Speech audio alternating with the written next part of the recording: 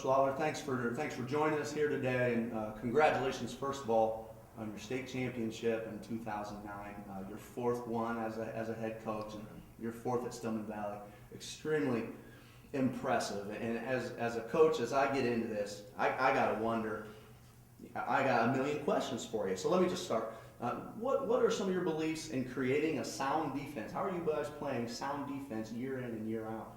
Well, I think one of the things you have to do first and foremost is you have to commit to some sort of system. You know, and you watch state finals. Every system has won a state championship, and I think you just got to figure out what you want, what maybe typically fits your type of kid you're getting.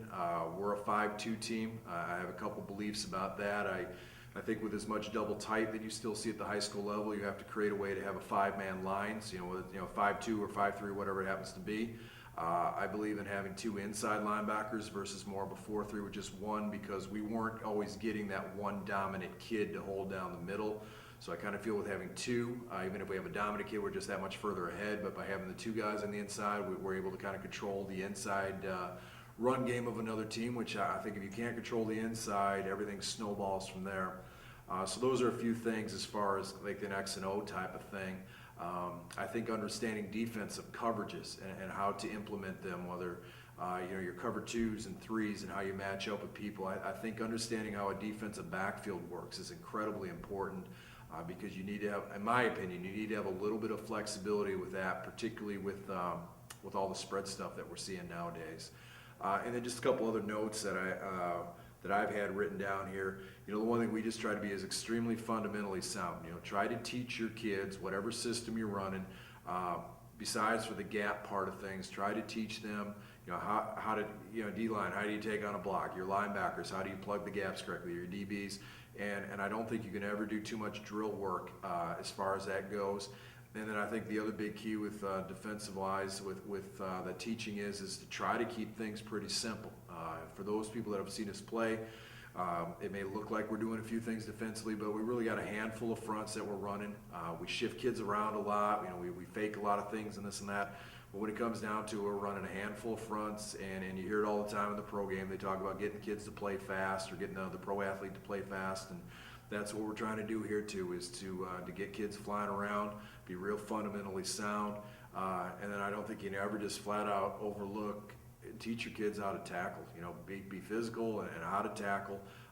You can do a lot of things wrong on a defense, but if you can tackle and you can get people down on a regular basis, you're going to be okay. No matter how average maybe you play things. To me, at least, if you tackle well, you're gonna be in the game. And then maybe a few more specific things. We're very, very much an east-west type of defense. I know there's the different beliefs about attacking. We kind of believe in playing sideline to sideline. We don't feel like we give up as many big plays. And then year in and year out, we feel like we have more of that type of kid that he can run sideline to sideline, maybe not athletic enough to get up the field and make big plays. And so we try to play the game real east-west. We try to emphasize heavily. We do a lot of 2-whistle drilling in practice, getting kids to swarm to the football.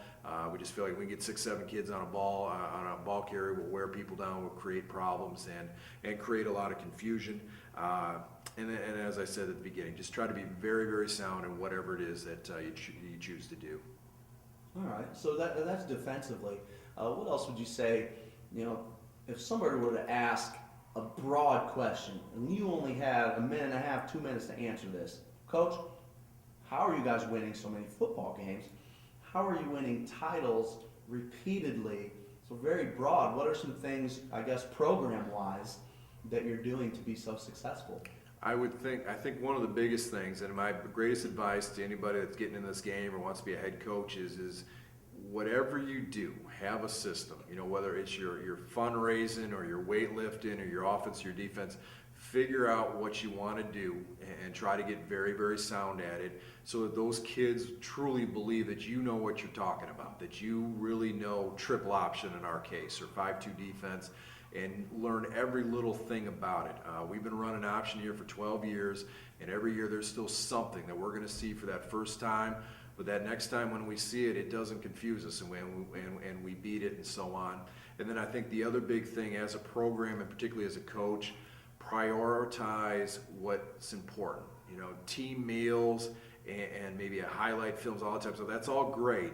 But if you can't block and you can't tackle, that team meal, I'll guarantee you, with those moms is going to be pretty uncomfortable if you're not winning. And I say that, seriously, because I've watched a lot of coaches. They put all their time and effort into those types of things and builders and this and that, and they weren't winning many games. And I should take that back. Not even just winning; they weren't being competitive. People can tell if you're making strides and you're being competitive, you're playing sound football. Doesn't always mean you're going to win at the end of the day.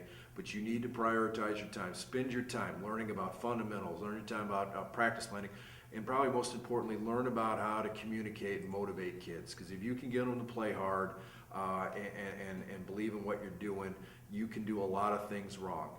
And you can be the greatest X and O coach in the world, but if your kids aren't playing hard, you've got a lot of problems. All right. Something that I've been curious about, and I watch it with my own team as we won in our hometown more than we had in the past, and I watch kids change. And I wonder how a guy like you that has seen a tremendous amount of success from your kids, they've achieved the highest level in high school football, winning state championships. How do you think that kind of winning affects these young men's lives? And how long does that stay with them? Do you think maybe winning at that type of level could give a young man an edge later in life over someone else that hadn't been a part of it? And I hope it doesn't, come across as arrogant, but I really do think it changes their lives considerably. We were, just this last year was the 10th anniversary of one of our teams. We brought these kids back. We actually brought them back in the summer to talk to the present team that then went on to win as well. And so many of them, just that's what they talked about, was how this had changed their life. And they had learned more than anything that when you truly work hard and you truly sacrifice for other people, that's when really good things come around. And also they didn't realize just how far maybe they could push themselves. Everybody works hard. Well, they learned in the playoffs just how hard you have to work to beat those very, very best of teams and so on. And so I think maybe the longer you get in it, the more you realize you really can have an impact on these people, not just the year you're coaching them, but in the long term, that hopefully they develop a tremendous work ethic, and maybe as important as anything, they learn to set some goals, some really high goals. Don't just be average. Don't just walk through life and be okay at stuff. Shoot for being the best, and maybe if you even don't get there, you're going to come pretty close and probably have a lot better life overall than if you set those lower standards for yourself. I really appreciate that. If we look at this program in Stillman Valley, and we were to look down into even before the freshmen, what's the youth program situation here, and are they running your schemes? How involved are you in that? Well, it kind of varies a little bit year to year. One thing I try not to do is I try not to step on too many toes down there. What you have is you have basically everybody volunteering their time, first of all, a lot of dads involved and so on. And what we have here is we have a junior tackle from 5th grade on, 5th, 6th, 7th, and 8th, and they do some flag football prior to that, just kind of a Saturday thing, go out and have a little fun with it. And what they have been very good about is that they do try to run our system to a degree. To run triple option as a 5th grader is just simply not going to happen. But we can get into formations, and they can run some of our base things and so on, and give us a little step ahead. The biggest concern I always have, and I think one of the things that all the head coaches varsity-wise have, is you just hope that no kids are being turned off by the sport, by having just that one random coach that sees the clips of Lombardi on ESPN and feels that's how you treat 12-year-olds, and that's just not going to be good for you. Because if you lose them then, you're probably not going to get them back, and who knows what kind of an athlete that might be come freshman year. So we also try to kind of emphasize, and I try to meet with the younger kids. If you're not ready and you're not really thinking about it yet, there's nothing wrong, and it's not going to hold you back at all when you become a varsity, or at least a high school player. We'll get you back up to speed. You'll be behind a little bit when you start. But don't rush into it until you're ready. And so with that, we've tried to get that across to our junior tackle coaches, and we're very blessed because they do a great job down there. They build it up, and then we try to do a few things with our season, invite them to homecoming, that sort of thing, and kind of get them involved in the program that way as well. Okay, I'm going to ask this question here, and I had talked to you a little bit when I first showed up today about how you guys this year, that 3A bracket in Illinois, that your half of the bracket may have been as tough a bracket I have ever seen in high school playoffs, at least here in Illinois. And you guys matched up with perennial powerhouse, defending state champs, Illini West in the semifinals. If you could you kind of maybe give me a summary of that game, maybe some thoughts you had, how it ended up? Yeah, well, Illini West had come in and they had just played Wilmington in one of the greatest games I've ever seen in the quarters. They ended up winning in overtime, and if I'm correct, they came into the game averaging about 55 points a game, which at the time I believe was a state record. They were just a few points off of ever getting the state record in points. And it was one of those situations where it wasn't because they were running up scores, and they were just that good. And it was a long week of very little sleep preparing for them, because there just wasn't any weaknesses. And long story short, in the game, we were able to come out early. We got I believe the first 2 out of 3 drives we scored. And at halftime it was 14-0. They never punted the entire game, didn't punt the first half. They got down inside our 20, I think it was 3 or 4 times in the first half. And probably by a matter of inches, we were able to hold on 4th down. And it was one of those games where we've all done this as coaches. You just guess the right play, and we did that on about 3 of them. Caught their kid at the line of scrimmage for no gains, and got ourselves out of some real binds. We're very easy. It could have been, say, 28-14 them at half, but we were able to escape and got into the second half. They got a couple scores going right into the 4th quarter. They got 2 scores. We had a long drive right before the end of the game. Didn't cash in, missed a reverse pass, didn't quite connect. So the ball game goes into overtime. We end up hitting a little pop pass to the corner for a score on a 4th, and I think it was 8 or 9. And then the first play was just a very bizarre play. They had first down. They gave the ball to their big fullback, and somehow, some way, the ball popped out, and he kicked off of his knee, and it shot out the back of the end zone for a touchback. And we end up getting the game, and it looks like on the tape, if he doesn't drop it, he walks into the end zone. If he doesn't fumble it as the way he did with it hitting off his knee and shooting it out of the end zone, they have 2 or 3 linemen that are sitting at about the 2. They're probably going to fall on it. We have nobody else there. So when people say you don't have to be lucky to win a state title, I'll argue against that any day of the week, because we got a couple huge breaks there. And then maybe the biggest thing was the way it lined up. We were the home team, and in those semifinal games, maybe that was just that little bit of energy that we needed at the start of that game. They seemed like they were a little bit flat, and things worked out. It was just an unbelievable high school football game. Now, I sure wish I could have seen it. What I did see, though, was your state championship game, and your starting quarterback went down. When did he go down? I know it was early. It was, I think it was, say, roughly through about halfway through the second quarter. So your starting quarterback goes down, state championship game, and you guys bring in your backup quarterback. And to my amazement, and I'm sure many other people's amazement, you guys barely skipped a beat. How are you guys getting that done? How does a team in the state championship, whatever the state, this nation plays a lot of good football, so I don't care what state you're in the state title game, and your starting quarterback goes down the second quarter, most people think you're in trouble. But you guys didn't skip a beat, and you guys went on to what was the final score? 52 to 22. 52 to 22. A big time win for you guys. How do you do that, Coach? How does a backup quarterback come in and control a game practically like the starter could?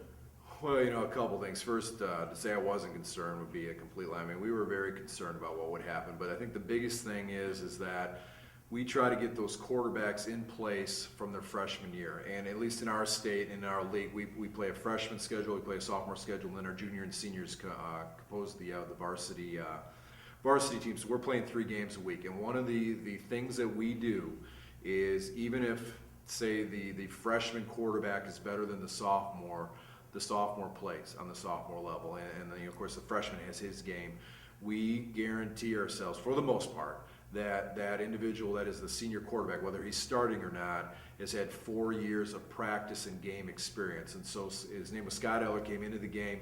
Although he hadn't started for us this year, he had started his entire freshman year, he had started his entire sophomore year, both his junior and senior years. He had gotten all the repetitions as far as practice and whatnot. We've been fortunate this year to have quite a few games in hand, and so we would get him into the game as quickly as we could. He had a lot of repetitions getting into the game. And so although maybe, say, talent-wise, he wasn't quite at the level as the other individual, repetition-wise, he had gotten actually more, because the other individual was a junior. He had a year more of repetitions than the other individual.